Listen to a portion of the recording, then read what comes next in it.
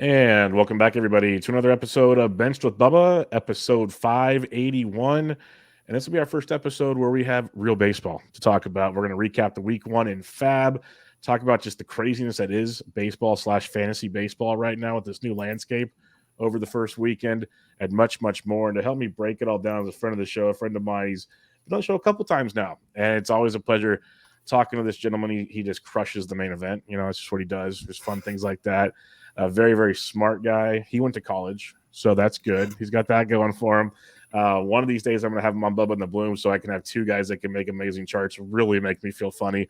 But for now, we're going to talk FAAB and more. You can find him on Twitter at BreakingBen_T. Ben Tid, how we doing, my friend? Hey, Bubba. It's great to be on again. Thanks for having me. And I always love when you bring up the college stuff. It just makes me laugh. It makes me laugh. I'm a sarcastic guy, and it was great. It was so good. But how we doing? How's fantasy baseball treating you so far? It's been a mixed bag. It's just great to have baseball on. Just watching the Yankees again. I'm a Yankees fan. Has been great. And I was in Boston over the weekend. I didn't go to the Red Sox game, but I was there during it. It was pretty cool afterwards. I was able to go by the stadium, see the players leaving. So it's just great to have it back again. Yeah, it is awesome. Like I know listeners are probably sick of me complaining about it. I wish I had MLB Network because YouTube TV got rid of it. Because I have that on like almost 24/7 during baseball season when I'm in my office here doing podcasts or writing. It's just on. There's always something. So I kind of missed that. But yes, I've had game. I watched the A's and Guardians last night while I was doing stuff, and that was a crazy game. So it's awesome to have baseball back, like you said. And I was kind of following your tweets over the weekend. Like you guys were at like all the bars and stuff right around the ballpark, and then that was the game where Bautista should have had the easy save, but they dropped the fly ball and left with 2 outs. The next batter goes deep to walk it off, and I can only imagine the chaos that took place, like you said, around there. So pretty cool. Yeah, even though I'm a Yankee fan, it's still exciting to be there. You know, everyone in the food hall went nuts, so it was pretty cool. Well, it's even more fun because, you know, as a Yankees fan, you go, yeah, enjoy the April win, guys. Enjoy the April win. Like you could spin it so many ways, and have some fun with it for sure. But let's talk about some of the early kind of takeaways from the season before we get into FAAB here.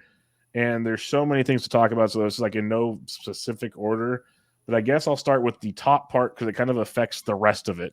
We'll talk about the pitch clock because without the pitch clock, maybe these other things don't happen the same way per se. But the pitch clock, it's been, honestly, I haven't minded. It hasn't affected me. You know, there's been a couple occasions where there's like last night, Seth Brown struck out on a pitch because he wasn't in the box yet. There's a couple little wrinkles that are close, but for the most part, I think it is speeding up games. I don't care if they're sped up or not, but I get the appeal for kind of average fans or something. But what's your thoughts on the pitch clock? And you almost don't even notice it for most of the game, to be honest. Yeah, I'm a big fan. The only time I do notice is when they actually show it. So I'm not a big fan of them showing it because it's like with the mound visit rule and some of that other stuff. Like if it's supposed to like prevent something from happening, then you never see it. But like when they show the clock, then you remember it's there. Otherwise, if it was just like a normal scoreboard up in the top of the corner of the TV, then you would just be like, oh, they're just going quick, and you're not looking at it because I mean some people probably I'm kind of guilty. I'll look at it instead of like looking at the game, you know, just to see what's going on. But yeah, I think the average time is like 2 hours and 38 minutes, and that's about half an hour shorter than last year so far. So I think it's definitely doing the job. 100%. I think it's doing the job in a big way. It is funny, like you mentioned that, because I will get caught looking at the score thing, just watching it go like 9, 8. Is he going to pitch yet? Like I'm just like watching this thing. The one time it was hilarious though, it was Seattle and Cleveland over the weekend. I think it was Saturday night or something. And it was like the Thursday or Friday game, Karinchak had an issue with the clock and was having a problem. So whatever Saturday night game, he comes in, and the Seattle fans, the sold-out crowd, was counting down every time it hit 10 while Karinchak was on the mound. So it was just loud. It was actually kind of funny. I'm like, and the announcers, it was like a Fox FS1 game.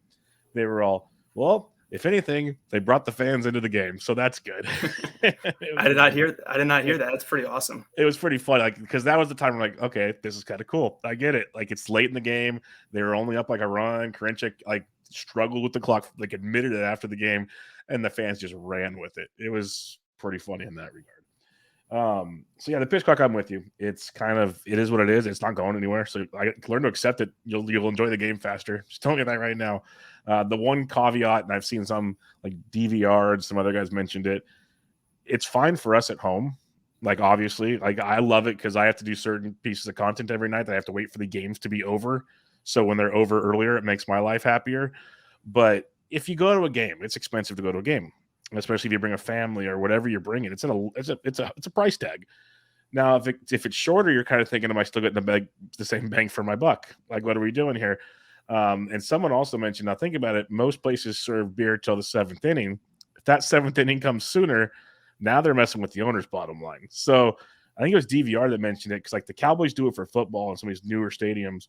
For baseball, do you make an area that you can get into a special area with your ticket like an hour before the game where they sell stuff? Because that's what the Cowboys do. They have a whole area you can go, and they have like a band playing, and they have all the concessions outside and all that kind of thing. So that'll be interesting to see where that works, because the one thing we do know, Ben, owners are not going to lose money on stuff like this. So we shall see. All right, let's talk about some of the stats that we can rely on. And let's go to the top one here, steals. Steals, it's literally running wild. It was speculated throughout spring training, but it is just crazy right now, Ben.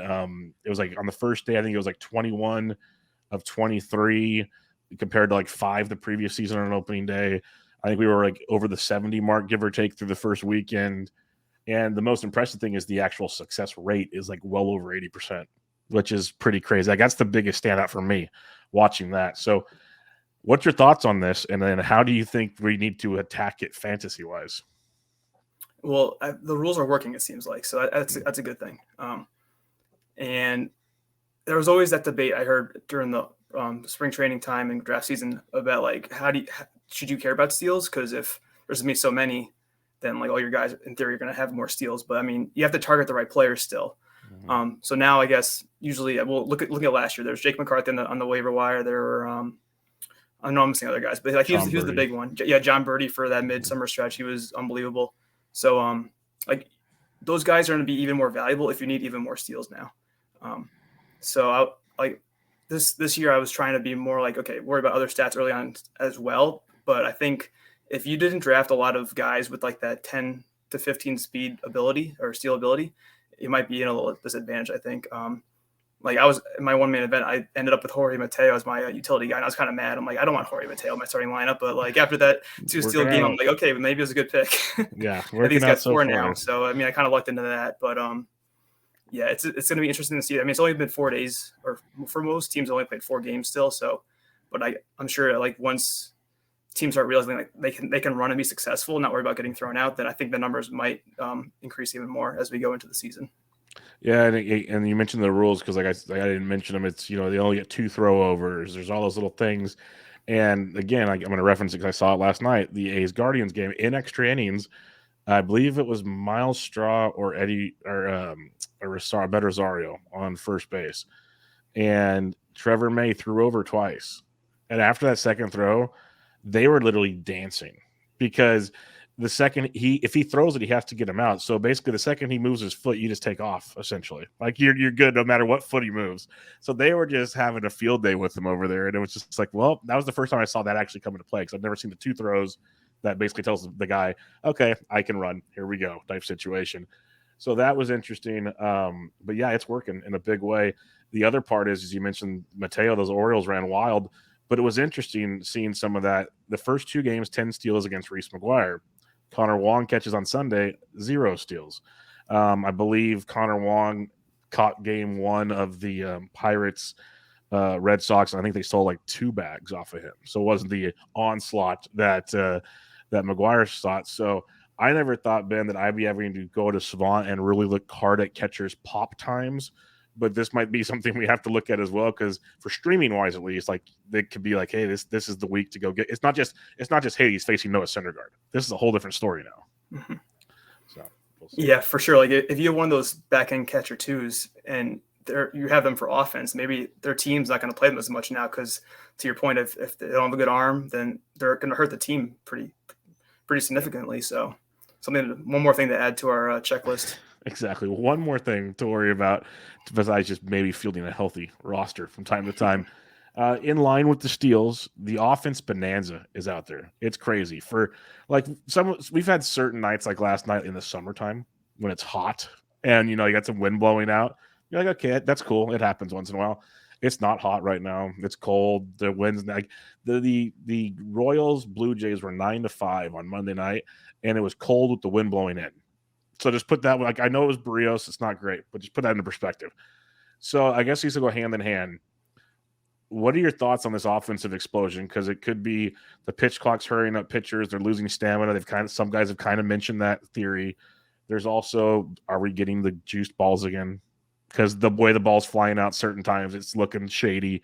So how are you looking at this already ramped up offense? I know we shouldn't overreact, but it's hard not to like at least start looking at it because it's going crazy right now. Yeah, it could be it could be a bunch of different things. So you mentioned the ball. I think we're going to probably need a month's worth of data before people can actually start saying for sure whether it's different or not. I think I saw a tweet that exit velocities are up a little bit, at least so far. So that could mean the ball's a little bit harder.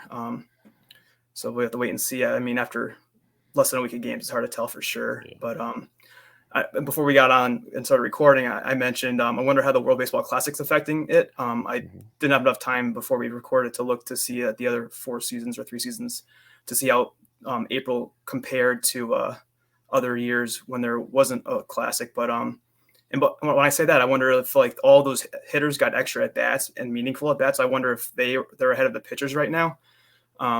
It's something that would be interesting to look into if in the other seasons like 2017, 2009, 2006, and 2013, if we saw boosts in offense in those early months. Like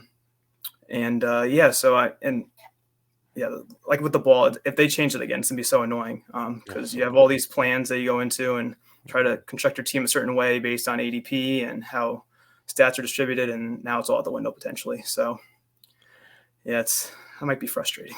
Yeah, and it's like technically this is a fantasy baseball show, but I told people I created this show so they want to talk baseball or whatever whenever I wanted to. So the little side nugget here, the biggest annoyance is it's like, why do you keep messing with a game that the only people that think there's a problem with the game are the people in the offices? Like everybody, like us, we're like, this is a great game. Just pick one thing and run with it. Like stop changing it. Like this is great. And I don't see what they're gaining out of it. I know they want to spice up the offense, but between the shift, because BABIP's up a ton compared to years past, again, small sample, but we're working with what we can work with. So BABIP's up a ton, runs are up. I think a lot of that already would have happened without a bouncy baseball. Like, I think it's pretty simple to say here. So that they might have taken it to an extreme is the problem. The only other nugget I had, and if you got some more stuff, feel free to fly it out here. The bullpens have not been kind so far. Like we're used to blown saves from time to time, but it's nasty. Not to mention just the injuries we had earlier before the season started. Clase blows a save. His velocity's been down in a lot of his outings. Bautista had that one blown save. I don't really say it's his fault. Presley's been battling some stuff. It's a weird world out there. We saw McGuff. We saw everybody blow saves. It felt like Monday night. So what's your thoughts early on here on the bullpen situation?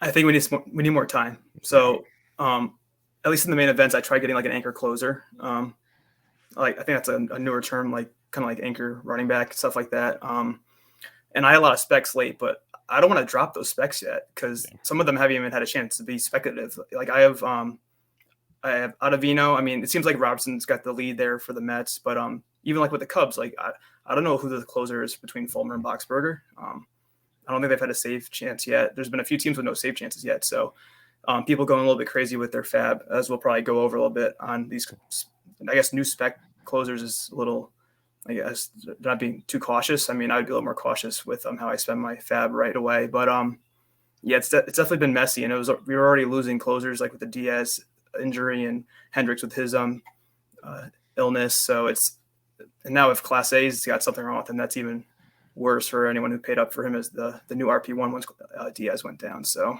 yeah. I think we just need to give a little more time. I heard someone say earlier when I was listening to a podcast that someone has like the first save. So doesn't mean that that's the closer for the rest of the year. It's just how maybe the game went or how usage went. So we just got maybe a little more patient, I think. 100%. I'm with you there. I'm not going crazy yet.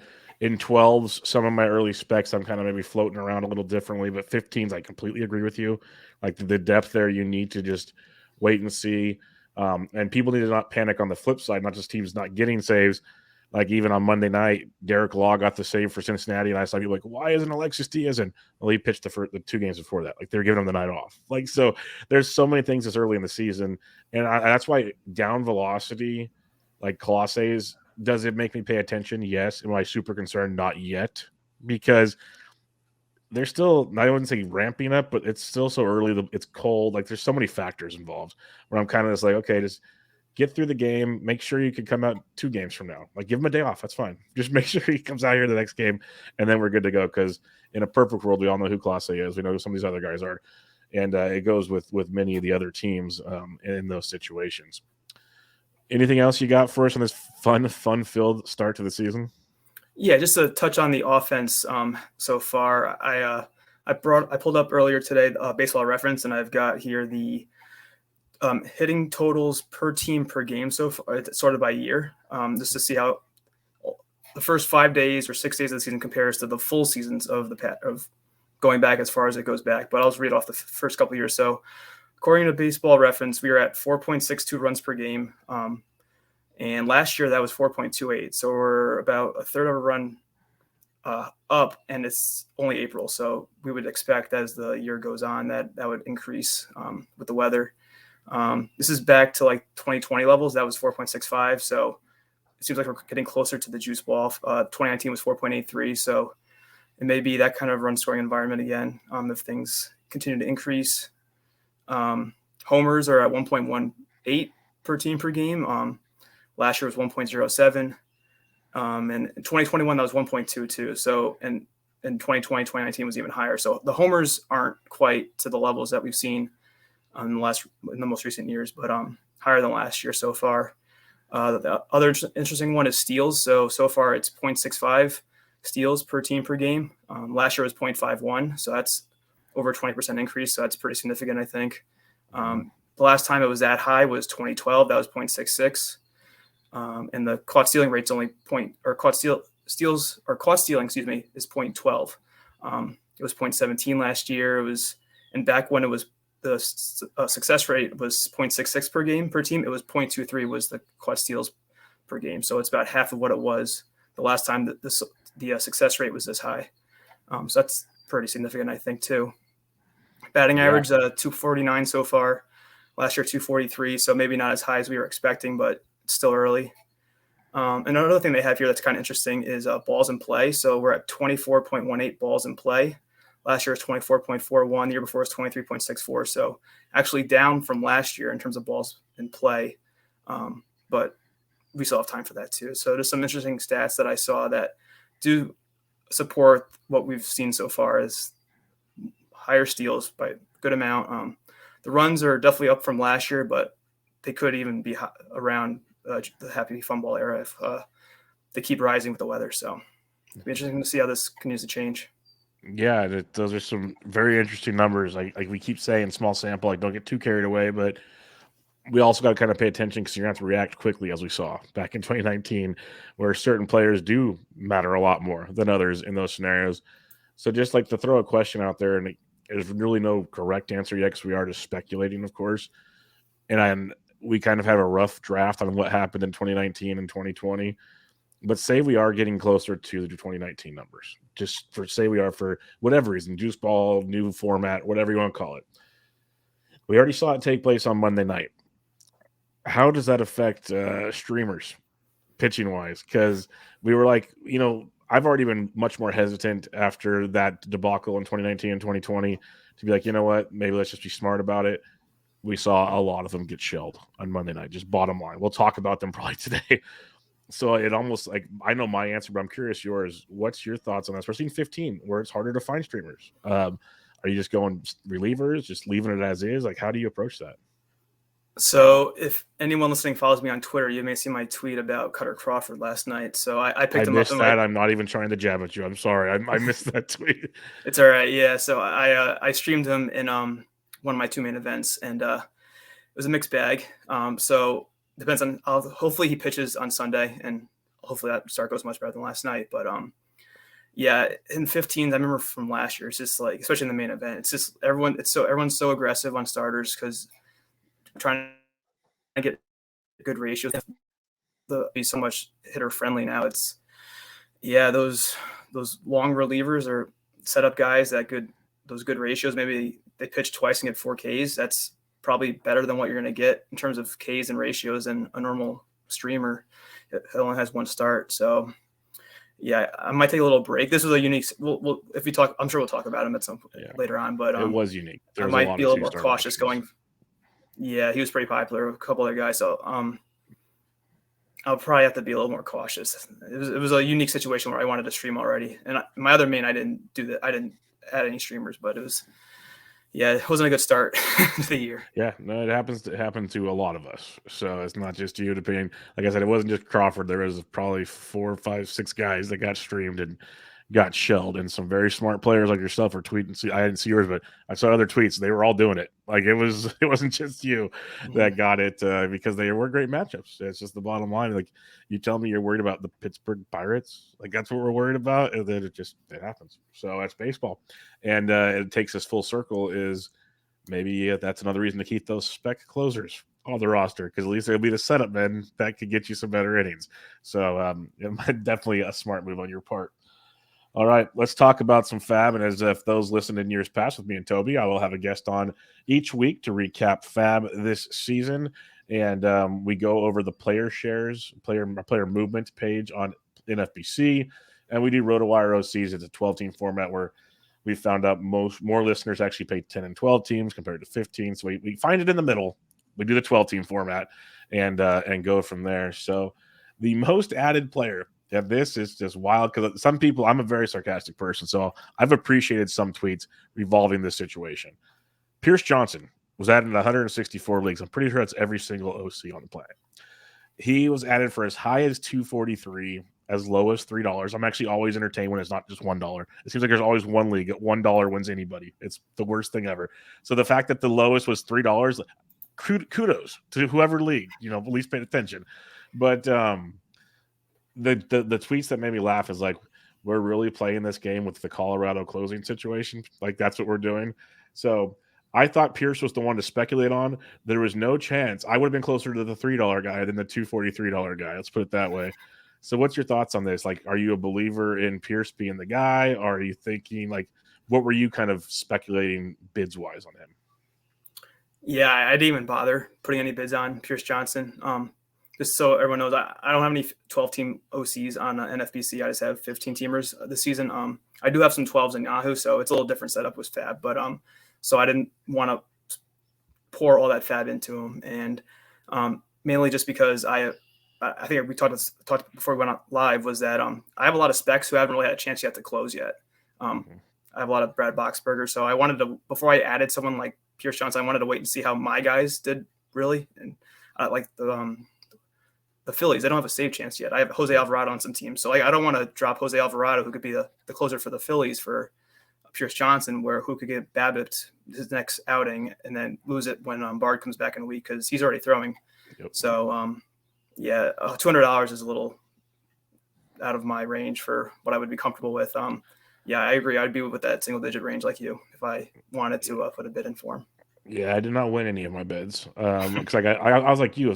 The biggest thing is like what you mentioned is, I don't know how to phrase this without jinxing myself, is the guys that I either have as relievers or speculating are still standing. So like I want like you kind of like, well, they played 3 games. Like what do we do? Like I drafted these guys like a week ago. One of my last drafts was on Wednesday night before the season started. I'm really already getting rid of these guys. Like this seems a little much here. So I wasn't all in. And the other reason is, and I did say last week, if you had a spec on a guy by Bard's out, I thought Pierce was a good one to spec on. Didn't think he'd walk right into it like he did. But there's still Dinelson Lamet. There's still Brad Hand. These are guys that are going to get some run because it is Bud Black. Bud Black even came out and said, I think after Monday's game, that it's not Pierce's job. Like he flat out said it's going to be a committee for now. And that's when he also mentioned that Bard's throwing already. So, and he made a point to mention that. And if you're thinking out loud, he made a point probably for a reason. Like, hey, this is technically Bard's job whenever he comes back, as long as he feels good enough to come back. So, that's why a few bucks, sure, why not? A fifth of your budget, maybe 25% of your budget, probably not the best move in my opinion, but hey, you never know. Maybe magic happens in that scenario. Yeah, it's probably just a little bit of like the closer panic. These are probably teams that just missed out in their drafts, and they're just trying to make up for some lost ground. And it's like the first chance they can see, and they just want to try. And you always hear too, like some people say it's better to spend early. Yep. Because then you have the full season of what you're bidding of the player if you get them. But like you want to make sure it's a good player still. Like it's not you don't want to like bid on just a player to have him for the rest of the season. Like if you have Pierce Johnson, you're probably dropping him in like a month, in less than a month. So it's just like you need to make sure that what you're investing in these players is going to be worth it. Like technically the first FAAB week was before the season started, but I still call this week 1. Like anywhere that Clark Schmidt was available, I went pretty heavy because I'm like a believer in Clark Schmidt. There's a couple other guys that might have been out there depending on how early you drafted. Yes, those guys are worth spending cash on because they're probably going to play most of the season. I'm with you on Pierce Johnson.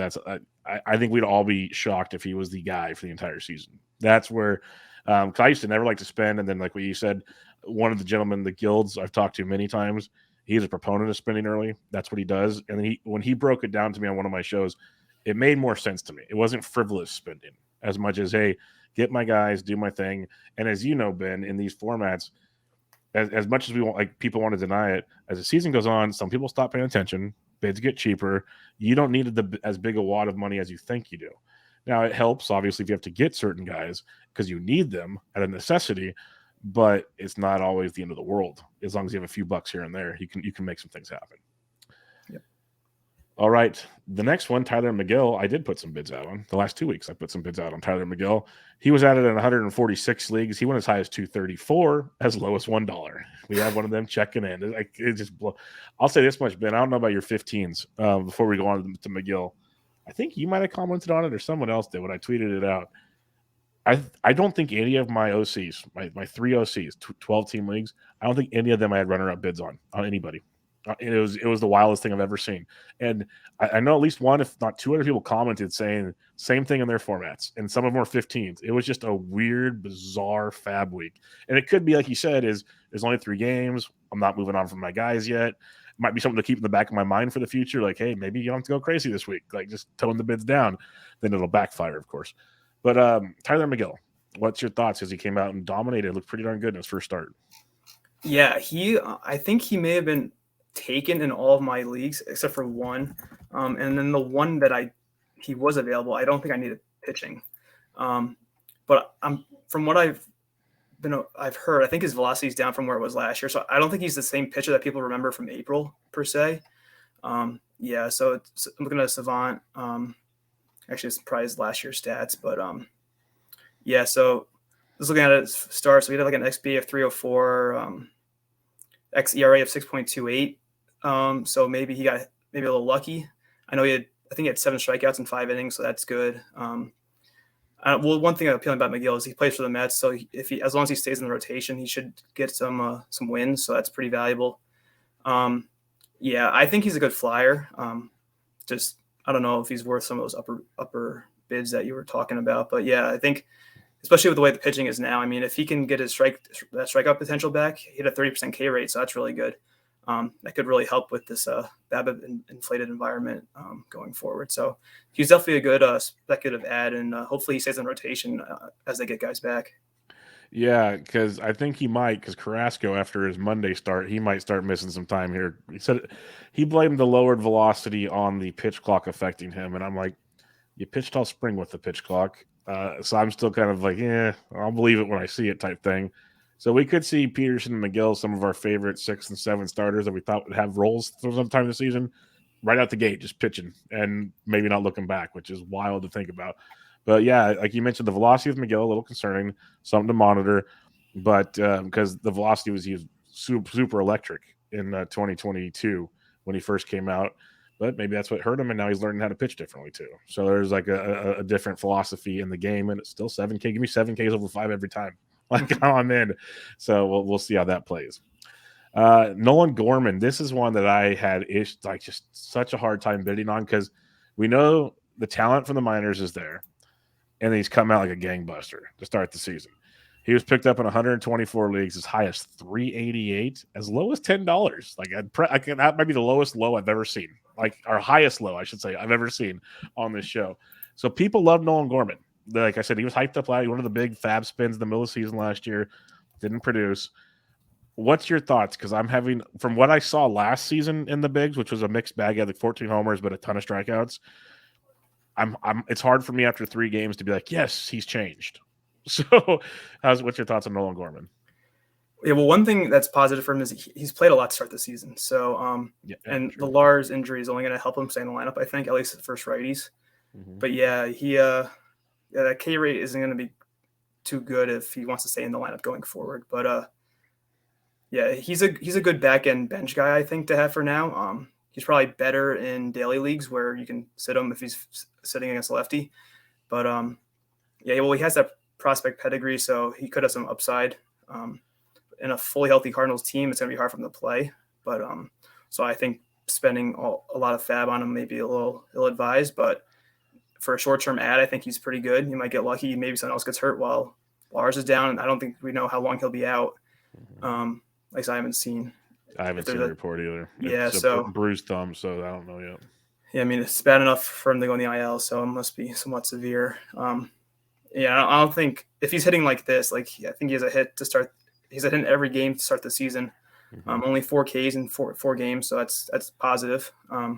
Yeah, I mean, he's a good player to add on this. I don't know if I would have spent all that money like some people did. I think like you said, it's great. A hit in every game, almost a 30% walk rate, 23.5% K rate. Like the K rate, like the walk rate will come down obviously, but the K rate, if he can keep it close to 25% or less, it'd be tremendous growth for him. The biggest thing that you mentioned that I guess that kind of concerned me, and this is because Newt wasn't on the IL when we made these bids, so that was where it was tricky.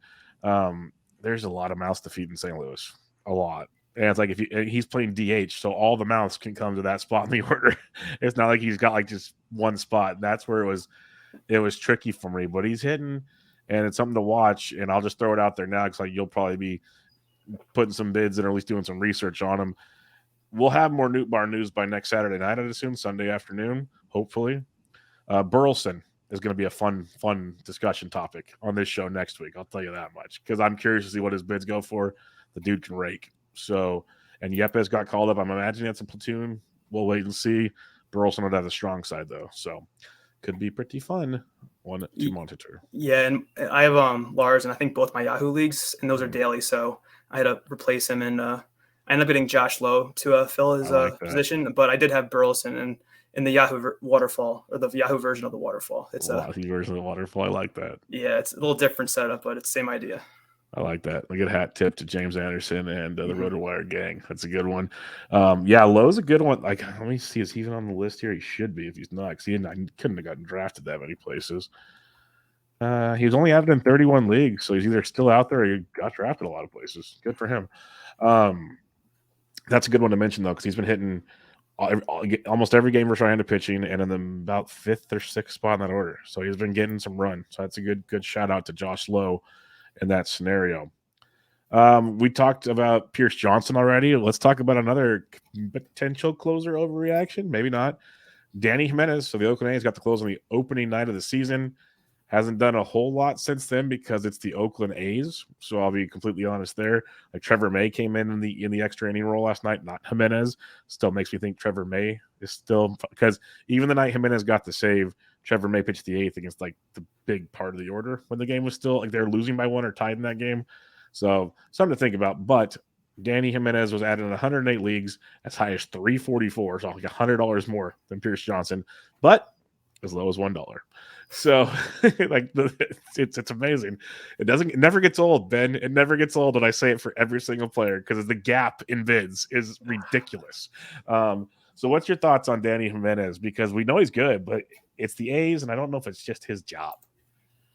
Yeah, the one thing that I kept hearing was his velocity being down and looking right now. So in 2022, his four-seamer averaged 93.9 miles per hour, so basically 94. And in his first outing, it was 91. So that's not too good.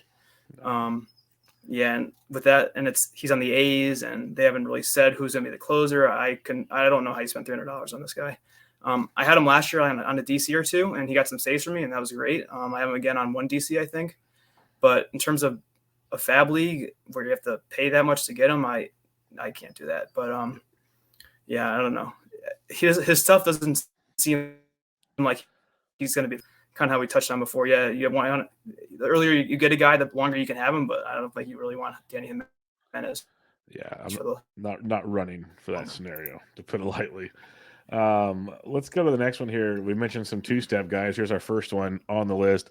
Michael Grove for the Los Angeles Dodgers getting the call up as there's an opening in the Dodgers rotation now is the nicest way I'll put it. Might have some more throughout the season.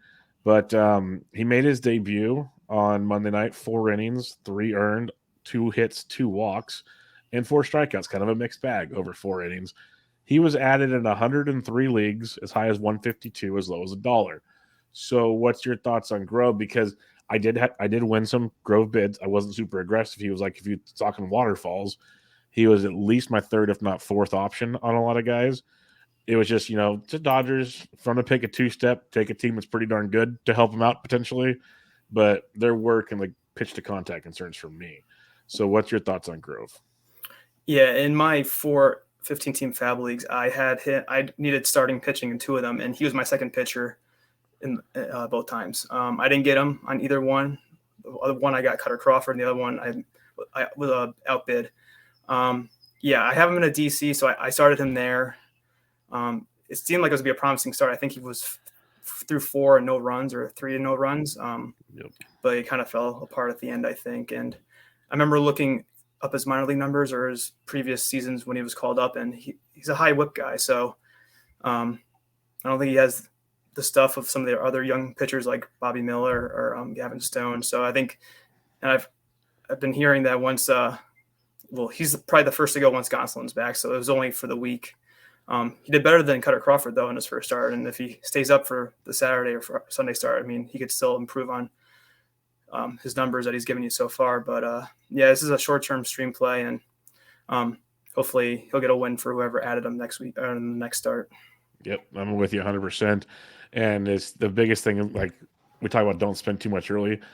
If they call up Gavin Stone, I will spend a lot of money potentially. Like that's the kind of guys I have circled. It's like, and I'm not the only one, obviously. By far, I'm going to be fighting with the entire league that has money to get him. But I'd rather, if I'm going to take my shots, that's where I want to go in those scenarios than on some of these other guys. But we'll see. Maybe he gets the W on Sunday, like you said, and things move on a little bit. I say this wrong every time. Eliuris Montero of the Colorado Rockies. He played all 4 games against San Diego, got the night off on Monday night, came out the first 2 games hitting well, overs the next 2 nights. He's been a mixed bag in his entire career, but there's upside there. I'll say that much. Added in 99 leagues, as high as 151, as low as $1. I wasn't really in need of third base or corner infield, so I wasn't super aggressive on him. What are your thoughts on Montero, and did you have any interest in him? Yes, if I needed a third baseman, he's someone I'd be looking at. But with the course caveats, so I think we're smarter now as an industry where you got to make sure that you're only really playing these guys when they're in cores, and once they hit the road, it's going to be kind of rough for a while. And one thing, so I have him on one team already.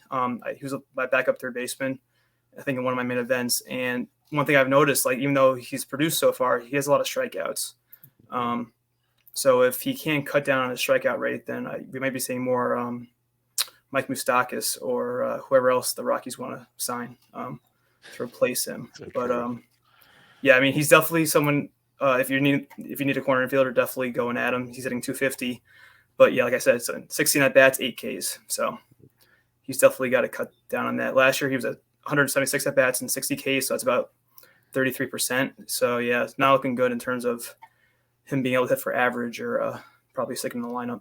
But yeah, he's a good spec play, I think, if you need a corner infielder who could catch hot. Or I think they're about to go into core, so maybe that's why people added him. Yeah, this is what their schedule, last year was the best year to stream Coors, guys. I don't remember a year like it. They literally would have Monday through Sunday in Coors, and the next week they'd be on the road Monday through Sunday. It was the best thing ever. At least early on, I haven't dug too deep, but now it seems more normal. They play this weekend in Coors. So that was last weekend on the road. I think they're in Arizona this week, start the week. Then they go to Coors. Then they start next week in Coors. Then they go back on the road. So in NFBC formats, it works out fine. You start them here, bench them on the weekend, drop them probably, play the roulette game. in like pure weekly formats, it's not as fun anymore. It's just because now you got to play that. Well, do we trust them on the are the home games worth more than the road potential in these scenarios? And that's where it gets a little tricky, to say the least. I did want to mention one name because I agree. Like I said, Montero, I was interested in if I needed third base or corner. I didn't really need it, luckily. One name I will mention because I love what we saw in spring. I love what we've seen to start the season. I wrote about him on a Fantasy Pros article that should have dropped today, I believe. Yohan Moncada looks good, looks healthy. And I mention this because I know you'll know, playing 12-team Yahoos, I use Yahoo roster rates when I write these articles. He's available a lot in those 12-team things because he wasn't drafted and people are a little slower to get to the situation from time to time. He was added in like 55 OCs this past week, as high as 203, and it wasn't as low as $1. I'll tease that one. So I would be looking to get him if he's available. I think we're seeing Yohan Moncada finally healthy. It's been a few years. I don't know if you have thoughts on him at all. Yeah, so actually on the same main event, Moncada's my corner infielder. He perfect. There you go. Yeah, I had him kind of ranked in the mid to late 200s in draft season, and like behind Yandy, Justin Turner, McMahon, all those guys. He was kind of like the end of like the guys I'd want to start. And he kept falling. I think I got him at like pick 20, pick 320 in this main event. I'm like, well, I need a corner and I can't let him go anymore. So I was kind of like, I'm sitting there. I'm like, come on, still be there. And I got lucky. He fell to me. And so far it's been pretty nice to have him on my team. One thing that's kind of, I don't know if it's concerning yet, but just to note is with Moncada, kind of like with Montero, is the elevated strikeout rate to start the year. I think he has 7. It's very high. Yeah, he has 7 Ks and 21 at bats. But last year it was more like a 25% or a little bit higher than that. So it's probably just a small sample thing. But like he went oppo a couple times, I think, for his homers, even though it was Houston and the Crawford boxes. I mean, it's so good that he's hitting it the other way like that. And yeah, so I mean, it's definitely encouraging if you drafted him late like I did, or if you want to take a flyer in like a Yahoo or even an OC. I mean, third base, like we know, isn't the strongest of position. So definitely, if you can get someone who's producing, definitely go for it. Yeah, it's a great point on the strikeouts. That's the one thing that stood out to me in a big way when I was kind of trying to pump him up. Like, yeah, go add this guy. And I'm like, just so you know, though, there is a lot of swing and miss. So it's like that's the one recipe where it can go south quickly. We've seen this with too many guys. So like Nolan Gorman, not striking out a lot. That's good. Yohan Moncada still striking out too much. So keep those two things in mind. But I like what we're seeing from Moncada. A couple more here. We can do them kind of quick hits if you want or so. Will Smith got the save over Jose Leclerc, who hadn't pitched in a while, so that brought up a lot of discussion. He went in 95 leagues, as high as 188, as low as $1. That's Smith's only appearance this season. He was a perfect inning, but no strikeouts to it. Just the save. What's your thoughts on Will Smith, or are you thinking it's still Leclerc's? Kind of how are you looking at the Texas deal? Well, hearing him going for 180 and Danny Jimenez going for 300 is kind of surprising. I feel like it should be the other way around. It was kind of out of the blue. I remember I tweeted, I go, of course, half an hour before FAAB's about to run, and Will Smith's out here with no warning. But like we mentioned before with the other closers, I didn't want to like overreact to him getting into the game at that point. I don't think Leclerc's neck's bothering him anymore. But the one thing that's interesting I've been hearing is how Bochy likes his guys almost, and I think it's Bochy is the Rangers manager, right? Yep, Bochy is the Rangers manager. So they have that time with the Giants, and so I mean that's interesting. But the one thing against him, he's a lefty, but I mean that never stopped him in the past. So he's probably one of the better spec plays, I would say, because he has the experience. There's like the manager familiarity that we mentioned, and Leclerc isn't the most reliable pitcher either. He's had walk issues in the past, so maybe like in the mid 50s or 60s would have been a little bit more. Would have been a little more comfortable with, but he's a good one to put a flyer on. 100%. I dropped off of most added and went for most money spent now, just so we can have some fun with some of these, because I get where some came from. The numbers I don't agree with. I don't think you'll agree with this one either, but I would 100% be trying to get this player. If we're talking spec closers, I was drafting this guy in my last 2 OCs. AJ Puck was added in 38 leagues. That's probably all that was left. But here's where it gets fun, Ben. As high as 425, almost half your budget, as low as 35. The one thing I'll say, though, before I let you have the floor here, out of all the spec closers we talked about, Puck could be the guy. At one point in time, it would not shock me. We'll see. I still wouldn't put $425 on him. But what's your thoughts on just AJ Puck in general? Because I think we both agree the price was crazy, but I was interested in him for sure. Mm-hmm. Yeah, it's like he's been the thing that everybody wants to happen for so long now. Yep. It seems like this might be his best chance with the Marlins. So I have this. I follow this one website. It's called Closer Monkey, and they still think Floro is the head of the committee. Okay. I found these guys a few years ago, and they've been pretty good with at least daily closer specs. Like if someone's pitched in 2 games, like they'll price at the next one. They have the vulture save, they call it, and they still have Floro ahead of the. I don't know what Floro has done to not be the closer still. So like he ended pretty well last year. He had the job, but yeah, Puck's a little bit of the name brand. I think that's probably why he went for so much. He was a big prospect. But yeah, I could see he's probably up there with Will Smith in terms of the most safe, if you want to call any of them safe. They're not really safe, but he's probably one of in the higher echelon of the specs that we mentioned so far. That's a great point. And I'm with you on the Floro thing, because that's what's funny is I had Floro over Puck in all my drafts, thinking, I'll get Puck as the last pick, or I'll FAAB Puck even. And I said I got him in my last 2 drafts because that's when reports came out that things were changing. Where early on, I thought it was Floro. I thought they wanted to get him as many saves as possible and trade him. Like that's where and then Puck would get the second half run type scenario. But that tone changed with Skip Schumacher and company in Miami. So that got my attention. But I do agree with you. Skip did come out and say it's a committee. He even threw Tanner Scott's name in there, who got shelled. So I don't think it's him, but easily a Puck, Floro, lefty, righty makes sense. It totally makes sense. So I guess we'll see how it goes going forward. Nolan Gorman, Danny Jimenez, we talked to him. Alex Cobb went for a ton. Graham Ashcraft, 56 leagues, as high as 315. It was a fun point of discussion in the Discord, and then Nick Pollock talked about it on Twitter and whatnot. Smarter people with pitching than I. I looked at his numbers, and he goes 7 innings. I think it was like 1 run, got the win.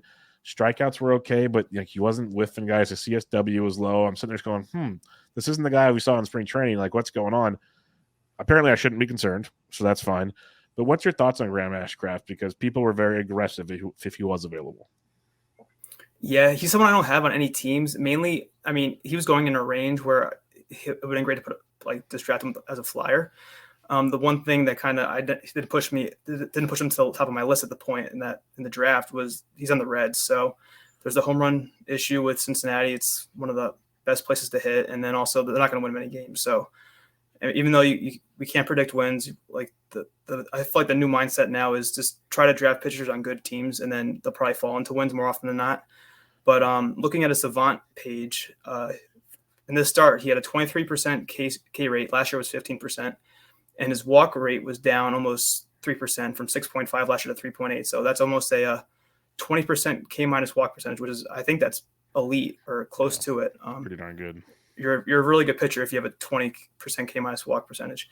And he always had the stuff where it didn't really make sense why he never got strikeouts. He has like a 99 mile per hour cutter, I think, and he has filthy stuff. So he's definitely someone that makes sense trying to get on your team. At least he wasn't as like $300. That's a little insane if it was, but yeah, he's definitely a good flyer to if you need starting pitching help. All right, the last player I'm going to mention here, and this one's for you because you mentioned him earlier in the show. You drafted him because you're smart. You're smart like that. This gentleman was picked up in 6 leagues, six whole leagues, as high as $312, as low as $44. So people wanted him in all 6 leagues that picked him. Jorge Mateo went for over $300, as low as like 44 is still sketchy to me, honestly. Because like he's starting out great and it's awesome, and if he steals like he is, great. I'm still concerned if he stops hitting the ball, he might find the bench pretty soon. So that's the only concern with Mateo, but I don't know. But that's a lot of cash. So I had to throw that one out there for you. Jorge, people hit a homer last night, so I mean that's a great investment. Oh. Yeah, so far so good. So people are like, "No, I picked them up for steals. I don't care about the home run." Yeah, but, the thing with Mateo that I try to avoid when I'm drafting is getting guys I want guys at the top of the lineup, and he's hitting 9th for the Orioles. So that's part of the reason why I was kind of upset when I ended up drafting him. But so the one thing about him though is that he's good defensively, and they have enough hitters in other spots in the lineup. So I think they're okay if he doesn't really hit well and has a poor on base. It won't hurt him as much as when he's batting ninth in the lineup. But I think these rules could like boost him to be like a Billy Hamilton or what we want Mondesi to be. Someone with like 60 steal potential almost. Yeah, for those who were able to grab him off waivers where he wasn't drafted, that's pretty awesome, I think. Yep. I'm with you. I think it's a nice one. I just like to make fun of Jorge Mateo for two reasons. That was a ridiculous amount of money for the one that spent the most for him, and B, Mike Curlin was like loves Mateo. So anytime I can jab Mike Curlin, I'm always enjoying that. All right, Ben, let's have a little fun here. Let's talk about the moves we made this past week. I don't know if you have the screen up or if you got it ready, but feel free to let us know what you added, what you dropped, and for how much, just so we can have some fun with this. Okay, yeah. So as I alluded to before, I play in only 15-team leagues on NFBC, but I'll go through those quickly. So I'm in 4 of them. I made moves in 3. So the first one was one of my main events. I added Cutter Crawford, dropping Ranger Suarez for $32. Jury's still out on that one. Maybe he had 6 strikeouts. I needed strikeouts, so that's a positive I'm taking away from that. The second ad was Joey Weimer. I added him for $12, dropped Harold Ramirez. No, excuse me, that's who I wanted. I got Lamont Wade Jr., one of your guys, for $6, dropping Harold Ramirez. I didn't play him though because of the early game. I should have though because I had Lars left in my lineup, so I messed up there. But yeah, live and we learn. Yes, dude. And then my third ad in this league was Griffin Jacks of the Twins for $4, and I dropped Adam Ottavino. It seems like the Minnesota closer situation is very unsettled, and he has good stuff. So I figured, well, why not? Just take a flyer on him. Real quick, before we go to your next teams, I love that Jacks move. Like, this is where speculating early is so big because I think he's the closer by the end of the season. When? I don't know, but at worst, it kind of goes back to the 2-start stuff we talked about. I'd rather have Jacks in my lineup to get 2 or 3 appearances every week than put some starters in it. So I'm with you 100% on that one. Good move. Thank you. I think last year he had like 70 innings, which is a lot for a reliever. So that's about like 3 per inning and 3 per week. So if you're getting 3 innings out of him and he's striking out 1 to 2 guys per outing, that's a starting pitcher's Ks that you're getting right there. So yeah, those guys can have value. All right. Now my next league. So the one league I didn't put any moves in for was my other main event. It drafted late, and I was still fine with the guys I had on my bench, so I didn't feel like making any moves there. Next one is a main event qualifier. So I added Herman Marquez for $18. I dropped Matt Barnes. He was not my first priority. I had Michael Grove ahead of him, and actually Johnny Brito. I did not realize Johnny Brito was getting sent down until yesterday, which is I'm a Yankee fan. I didn't even know that. I mean, I don't know when they announced it originally, but I feel bad for all those who spent money on him. Hopefully he's back up soon. He pitched really well. I think he will be, unless somehow Rodon gets healthy quick. Somehow. Yeah. So Marquez is just someone to have for now as a on the road plug and play. And then my other ad was Orlando Arcia for $8, dropping Kyle Stowers. I was big on Stowers as a late round flyer, but he hasn't really been playing that much lately, and Arcia is getting steady at bats, and I think I probably needed the middle infield help. And the last one here was one similar as my previous team. This time I got Jose Alvarado for $4, and I dropped Adam Ottavino. So hopefully, I was watching the Phillies and the Yankees last night, and Sir Anthony Dominguez pitched when it was 8-1 in the 8th or something like that. So that made me feel somewhat good about having Alvarado on a few teams. So hopefully he'll get the first save chance. He's also someone that I know that Matthew Davis is big on. That's kind of where I got the interest in drafting him late. I think I have Alvarado in way too many leagues, especially DCs, but way too many 12s and 15s. I'm a big fan with you on that one. Let's talk about my teams now. We'll go to Barf here. It's one of the few 15s I do. Nick Pivetta dropped JT Brubaker, 32-7. Michael Grove dropped Taylor Rogers. That one kind of stung, but I needed some more starting pitching. 22 for runner-up was 11. So couple there. Hopefully Grove can really make it worth it over the weekend, as you mentioned. And then we'll do my 3 OCs real quick. OC1, Dylan Dodd. This one's going to sting. I might have screwed up here. Drop Dylan Floro. We'll see how that goes. Because one thing I did in all my drafts, Like my last 4 rounds were all relievers because of the opening weekend. So I had way too many of them, especially in a 12. So we'll see how Floro goes. But 33 for no runner-up bid, Dylan Dodd. Then I went and got Nick Pivetta, dropped Trevor May, 33-0. This is going to be fun. And these are the leagues I have really solid closers in also. So let me speculate that. And then last but not least, Joey Weimer dropped Luke Voigt, 19-0. No runner-ups in any 3 of those. That was fun. There was only 3 total bids out of just gauging here, the 15 bids in this league that had runner-up bids. So I don't know what happened in this league. OC2, a few more runner-up bids, none on mine. Joey Weimer dropped Oswaldo Cabrera 12-0. I think Oswaldo's still fine, but at a 12, he's interchangeable to me. Here's my streamer that failed. If you're curious, Johan Oviedo dropped Spencer Turnbull 8-0. And then this was just a look ahead to see how he does this week for a potential 2 starts next week. I'm not even starting him this week. But Matt Strom for $1, no runner-up. I just wanted to see what he's got. If he's efficient, he's got at least one of his 2 starts next week is pretty nice. If not, it was $1, $1. And then in my OC3, Nick Pivetta, $33. Dropped Mackenzie Gore, who I only wanted for the weekend. We'll see if it's worth it in the long run. No runner-up bid. Joey Weimer dropped Luis Urias because he's going to be out for a long time. 31, no runner-up bid. And then Johan Oviedo dropped Lane Thomas 12-0. So as you can tell, I made 9 moves in the OCs without one single runner-up bid. I'm trying to be more aggressive this year, not break the bank aggressive, just more aggressive in general in my ad drops, especially in OCs, because that's just a churning and burning world. So I probably wouldn't have dropped a couple of those guys like May and Floro in a 15. Not a chance, but I'll play with fire a little bit more at 12. I'll say that much. So we'll see what happens. That makes sense. Did you say one of your ads was Mackenzie Gore? I dropped Mackenzie Gore. I like Gore. I kept him for the opening week start, and then I dropped him. It's one of my last pitching spots to churn. He was one of my last picks in that draft. Mm-hmm. I do like him a lot. I like what we saw in spring, hoping we get a view the San Diego guy we saw at first last year. But playing for Washington scares me, and his upcoming schedule I don't think was that great. So he's a guy I could see myself adding and dropping a few more times this year, but I wasn't doing it just yet. Yeah, he's on my main event where I added Cutter Crawford, and he's part of the reason why I needed Cutter Crawford because I didn't trust him last week against the Braves, whoever they were playing. He ended up having a decent start. I think he got the win too, so I was kind of upset with myself. Yeah. So that put me in a K hole.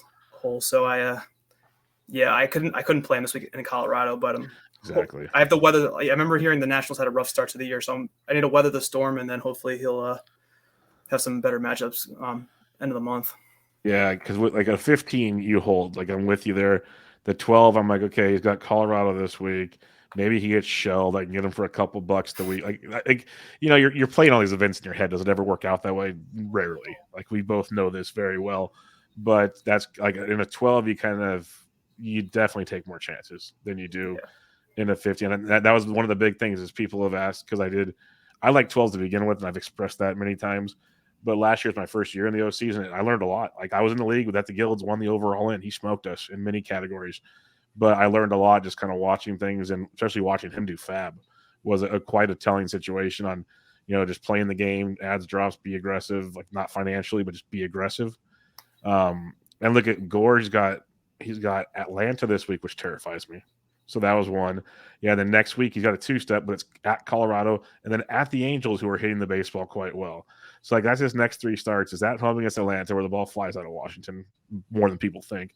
At Colorado, at Anaheim. Anaheim's probably his easiest of the 3, and that's still not the easiest matchup in the world. So that was my concern. Okay, let's see how this goes. Maybe he struggles or something. And yeah, in a 15, I get it. And a 12, a little tricky for me. Yep, that makes sense. All right. Any final thoughts on this opening weekend of action before we head on out of here on another episode of Bench with Bubba? No, like I said before, thanks for having me on. It's awesome to always talk baseball with you and fantasy baseball, and hopefully we can do this again soon. Oh, we will. We'll be in touch. Like I told you off air, I like chatting with you in general. You're easy to talk to. You know what you're doing. This guy's so good. I was busy, didn't get him an outline, and we just rolled through it because it's fantasy baseball is what we do. So I appreciate you joining me, and we will definitely do this again sooner than later. All right. Sounds good, Bubba. All righty. If you guys aren't following Ben yet, well, you're crazy because he's a very, very talented fantasy player and a great guy. So go check him out on Twitter at BreakingBen_T. I am on Twitter at BDentric, and this was Benched with Bubba, episode 581. Catch y'all next time.